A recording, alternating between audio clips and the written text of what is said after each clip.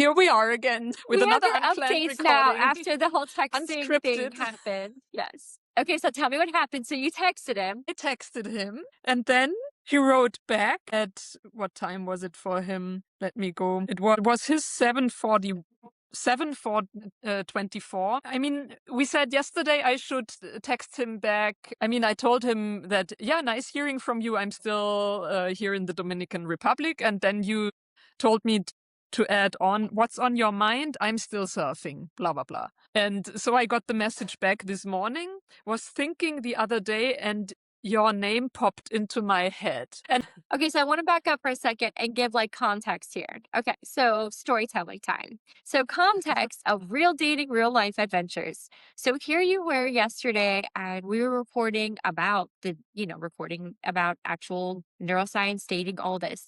And you said, "Oh my gosh, there's this guy who randomly texted me, who I haven't talked to in years, and he said just randomly, "Hey, are you still, in the Dominican Republic?"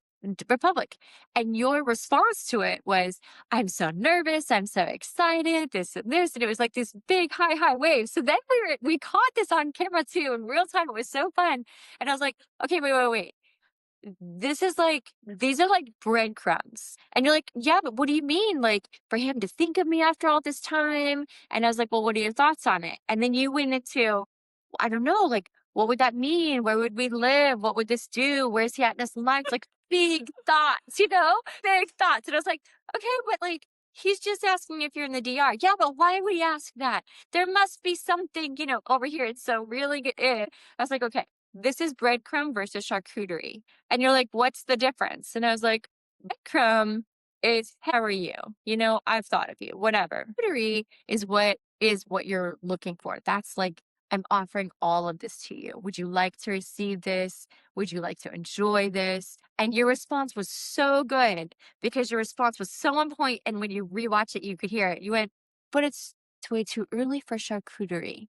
I wouldn't be able to handle all that. That's too much. And I said, yes, but you're responding as though he's giving charcuterie, but he's only giving breadcrumbs. And you went, oh, I said, yes, if you're responding with, what would this mean? And what could it do? That's charcuterie responses, not breadcrumbs. And then I was walking you through whether it was on the video yesterday or not. And I walk women through this too in the course. How do we get rid of breadcrumb vibe of it coming in? Because a breadcrumb vibe, we need to like neutralize it. I use my arm as like, when you go into the hospital and somebody's like on the deathbed and it's like, meh, that like neutral, it's flatline. completely dead. Like, yes, we have to flatline breadcrumb responses because if we respond to breadcrumbs with this high, as though it's charcuterie, we will continuously energetically get breadcrumbs. And it isn't until we flatline our response to breadcrumbs that energy has to come in bigger for it to even get a response from us. And so we are essentially demanding and refusing anything less than bigger at that point. But now we're fast forwarding in the conversation to you had asked me yesterday, what would you respond? And I was like, well, what do you want to respond? And we talked through that. And then I said, I would want to also respond or add a little bit of curiosity because men love being pulled in by curiosity. If you look at the things that they put their time, money, and energy into, it's things that they have to like seek, they have to pursue that masculine energy. And I was like, so yeah, tell him, yeah, I'm still here, but also tell him something fun you're still doing to see if he asks about it. See if he wants to, join in. What are his intentions? And like you said, what are your thoughts or whatever. So you responded. What's on your mind? Now Yeah. tell me what if he was, yeah, what's on your mind? Great. So what did he respond back now with? He responded back with, hold on tight, was thinking the other day. Ooh, he can think. And your name popped into my head. So I love, so this morning I was like, for anybody who's watching this, you respond back, you're like, the strong breadcrumb vibes. I'm like, she gets it. She gets it. Because you went from this thing where you're like, this is so exciting. And also it could be exhausting. And I can't do this. And what's it going to be? Or what's it not to like, nah. Let's get married. Like, you got it. You're like, it's breadcrumbs, whatever. So I'm so excited to see how fast that changed for you once you understood what your body and brain were doing. Once you understood that pattern, you're like, oh yeah, that's it. I'm not, no more. But then from there, I want to give a follow up thing of this. Men do this all the time. And I mean good men, bad men, all men. And the reason is this: men's brains think forward, backward, women's brains think left and right hemisphere connection. So we're always thinking, what does this mean for me? What could I mean for that? How do we connect? Men are just like, Dominican Republic. Oh, I know someone who lives there. Wonder if they still live there. Do you still live there? Yes, you do? Great. I was just thinking about it. They literally were just thinking about it. That's it. There could have been an ad that came up for like visit the Dominican Republic. And they're like, I know a guy named Joe who lives there. Hey, Joe, do you still live there? You do? Great. We, however, will be like, he texted me after 3 years. This is kismet, or what does he want? Or what could this mean for me or him? Men do not do that. And this is one of the great examples where it's like, this is not red flags. This is not trauma. This is not inner child. This is just the difference, according to neuroscience and biochemistry, between a man's brain and a woman's brain. And one of the ways that we as women deplete ourselves because we don't know better. And so we hear this thing and we're like, wonder why they would want to talk to me. And we even do this with women. You could have a friend text you out of nowhere and be like, why? What? I wonder what she wants. I wonder if she wants to hang out. It's because the way our brains are. We are forming stories that are not there. You know what I mean? And we're meant to do that. There's a whole bunch of science about why, but we also lack very often, not everyone, but we're learning this. And that's part of what I'm hoping to do for women, because I had to learn this myself, learning the discernment to go, is this a breadcrumb energy response or a charcuterie board energy response? What are they offering me? And is that something I want to multiply? If they're offering me something where I want to sit there for 3 hours and enjoy charcuterie with them, great. If not, no, they're not even offering that. This is a breadcrumb. And so it gets a breadcrumb response. And then you save your energy instead of being depleted. Yeah. Oh, it's still a very bitter pill to swallow, though. I mean, it's just so shocking that, yeah, I mean, okay, now I'm making up stories, but it's just hard to believe that he didn't know what he's doing with that message. I don't think that I'm going to answer this two ways. One, if he did know what he was doing, would you want to give him any more energy? Would you want to give any more energy to thinking about it, participating in it, anything? Yeah, I mean, in that sense, it doesn't make a difference because, of course, not. Yeah. So the outcome would And still be the same, that I didn't want to put more energy in it. yeah. And so then the next question comes, why do we then want to know if it was malicious, if it was ill intent, if it was just they really didn't think of it? Why do we get stuck in that?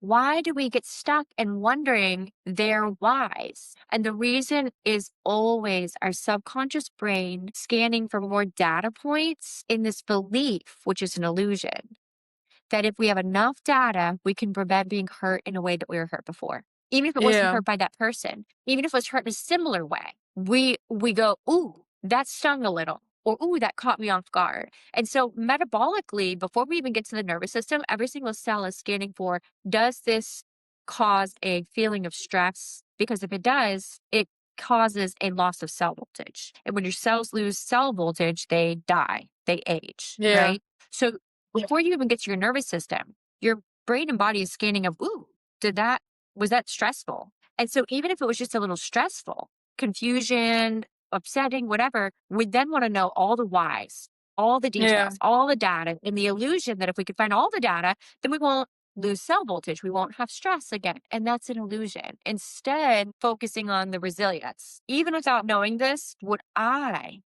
put the energy back in you? Would I want to continue giving any more energy to breadcrumbs? No. Would I want to multiply what they're offering? No. Like, not at all. And then allowing yourself to move on. And that can feel uncomfortable at first because that's neuroplasticity. You're learning a new path. But the more you do it, the more your body goes, ooh, that actually did save me energy. That actually does feel really good. And it becomes the new norm to your body. Yeah. Hopefully. Yeah. It does. Yeah, because for me, it's like, well, he just needed attention, you know? That's how it comes across to me. He just wanted attention and like a little bit out of a kick that I'm still replying after 9 or 10 years, you know? That's a really good response. That what I hear from that is very often, so the following thoughts will support what I'm about to say of like what I'm thinking. Our subconscious only knows that we exist. So when you're saying he wanted attention, he wanted to know that I was still thinking of him, after all these years, there's like this sense of like, embarrassment. Why did I let myself do that? Oh my gosh, why did I show my hand like in cards, Why did I reveal this? If I would have just kept it in. And he like his little text made me do all of this and I offered.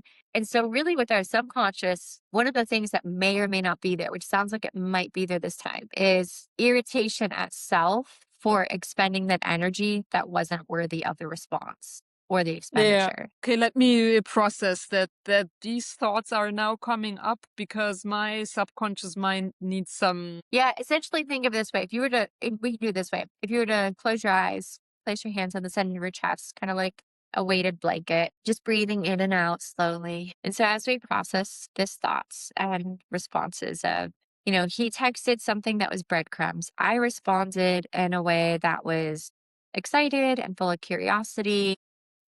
And then he responded again in breadcrumbs. And now there's irritation. Why was he acting that way? Was it because he wanted to see if all these years later I would respond or that I still remembered him or was still thinking of him? And yet our subconscious only knows we exist in truth. And so to our subconscious, he's just a movie. So a lot of times when we get stuck in these whys, it's us trying to find all the data to prevent ourselves from experiencing loss again, loss of energy, loss of time, loss of cell voltage, whatever stress it is.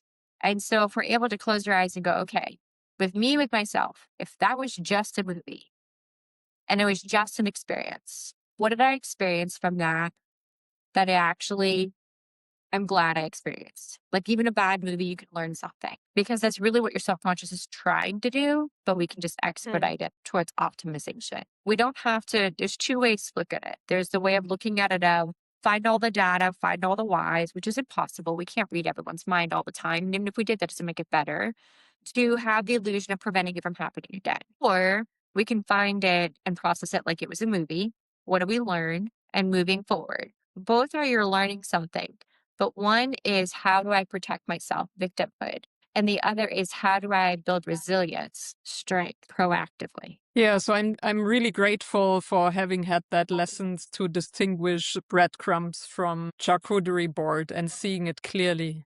I think that was the lesson I Mm. needed to learn. I mean, it's nothing new kind of, but the way you broke it down finally really landed, you know? Mm, Yeah, when we're able to step outside of seeing a lot of the relationship interactions through the lens of emotion versus like they're just patterns metabolically, energy, like energy gain, it gives me energy, or energy loss. That's actually how our body thinks of it before we even get to emotions, before we're even creating neurotransmitters and all the things that are biochemicals that are emotions. It really is this giving me energy or taking energy? And when we can see that, it makes it so much faster for us to see all the things in a way that we go, "Ooh, okay, now I know how to walk through this better next time." I don't have to look for all the whys as much. I don't have to be in fear as much. I just know either they meet me here or I just go next, next, Yeah, next. yeah. Yeah. And that helps a Conserve my lot. energy. Yeah, Yes. Yeah. And not yeah, in this hiding way, in this way that is not worthy of my time and my energy. It's like corn syrup versus honey. Like, yeah, you can offer corn syrup. I get it. It's sweet, but I prefer honey. I prefer something that helps me build my life, build my goals, achieve the quality of experiences that I desire. yeah. Longevity. Yeah. And everything else is just disturbing my peace. Yes, and what I've seen is, like, so many women out there are posting now about this, saying even men, they're like, "Why are women single now? Why are so many women single now?" And a lot of it that they're saying is it's because women have realized that it just disturbs their peace. Trying to get a man disturbs their peace, and I think a massive reason for that is because they have not learned how to actually connect in a way that brings them peace. They've learned how to avoid pain. They're being Yeah, taught how to avoid pain versus find pleasure and peace. And a great example of that of proving that is they still have friendships. Yeah. And the fact that they still have friendships and they're not out there doing courses on relationship counseling for friendships, that right there proves that and no friend is perfect. No person's perfect, but they still have friendships that they're not always peaceful about. But what they've learned is with the deepest part of their heart, just avoid letting someone in, avoid letting a man in. I think it's because they've learned it's better to look for all the red flags, all the reasons that you can't let someone in, you can't trust again. You were hurt. That's all it's going to lead to is depletion again. Versus what is it to have resilience and open your heart and trust again in a way that you know you will respect. I mean, be receiving more because you understand a process to hold with wisdom, receiving more. Like that hasn't really been taught, you know? Yeah. I mean, here's a great example. Back to that question. Why are women single now, and so many women are single now, and men even posting on that saying, "Well, it's because they're protecting their peace." Okay, years ago, I remember like these posts coming out, and I was like, "Man, you're right," because I'm doing everything right. I'm doing the red flag thing, and I'm doing the 8 tips of what to look for on the first date. And if he does these 5 things, and I'm like, I was like taking notes. My analytical brain, I work in pattern recognition. Like, yes, this and this, this. I did take the notes with me to the dates, but I had it down. I was like, okay, this and this and this and this. And seriously, I would get from one step to the next step and the next step. And then all of a sudden to be at this point where we're going on dates regularly. I'm letting him in. I'm starting to trust him, whatever it may be. And then he ghosts. And it's like he was good, good, good until I actually allowed myself to start trusting him. And then he would ghost. I Mm. had no framework of how to have him prove to me what his intentions were. I only was Yeah. taught the framework that's out there, how for me to scan to see if I can find something bad. That's a horrible way to approach any relationship. Could you imagine if I was like, these are all the quick tip posts and eight ways and 5 things to make sure that this friend isn't ever going to hurt you? That would be a horrible way to approach making friends. And yet that's what's out there. I didn't have a framework of these are the ways that you walk step by step and don't let them in until they have proven their intentions with you. Yeah. That's what the dating roadmap does. And it does. It makes him prove his intentions because he's the masculine energy. He's the one who's performance. I'm the one who's supposed to be in pleasure and receiving. I'm not the one who's supposed to be like an investigative detective on this guy. Like that was exhausting. Scanning for red flags and these quick tip posts about red flags and trauma research and attachment style, you're gonna stay single. You just are. I hate to say it, but you're gonna stay single. And at best, you're gonna get a relationship and you're gonna believe. And if you don't believe me, follow this. Follow till the end. You're gonna get a relationship and you're gonna believe, wow, we have the best communication and that's what makes it work. Okay. Follow that same relationship 5 years down the road. Okay. Number one, you found this person because your reticular activating system was in a place of looking for the worst, the worst. So at any moment, your brain is scanning for every second for 11,000 pieces of data. It can only take in 40. So that 40 is you're like, look for the red flags, look for what's wrong, look for attachment. Okay, great. That's the guy you set on. That's the guy who has the least red flags, least whatever. Now follow that relationship 5 years from now. You didn't pick it based on we play so great together. That may or may not be there. You didn't pick it based on we actually have the same morals, values, things that we enjoy. That may or may not be there. You did pick it based on we actually have the same goals of where we want to go in life. That may or may not be there. What it was picked on is make sure he doesn't hurt me. Make sure he doesn't hurt me. Mm. Make sure he doesn't hurt me. And so when you follow like 5 years later and you're like, okay, we also, that make sure it doesn't hurt me as far as communication, because all those things are taught within that communication sphere, right? Like, how do you communicate? Communication makes the relationship work. 5 years later, look at that guy with his friends that he's had long term friendships with. Any guy in your life. Does he have great long term friendships because he's works on communication with them? No, he doesn't. Look at the things that guys attach, according to neuroscience, that they spend their time, money, and energy attaching to, showing up for. It's not communication classes. That's a female brain. Female is left and right hemisphere connection, communication. Men is forward, backward, their performance. And so here you are 5 years later, and whatever communication worked, you will have had more concerns, more issues, more things that are you guys playing together? Long-term study shows if you guys are not playing together, it's not sustainable. How does he have his long-term friendships? How do you have your long-term friendships? You know what you do? You enjoy each other. You and your girlfriends are not sitting around having weekends worrying about communication. Well, I feel like your attachment style is this and mine is this. So your love language is that. No, that's not happening. You guys are staying friends through the highs and the lows because you enjoy laughing together and playing together. And Yeah. so when we have these systems that are teaching us avoid pain versus finding what brings us fuel through the highs and the lows, finding what makes relationships last long term, which is not necessarily communication. It is playing together, it's laughing together, it's recognizing, yeah, sometimes there just isn't a solution to this problem. Move on. Yeah. You know what I mean? Like we don't have to agree on everything.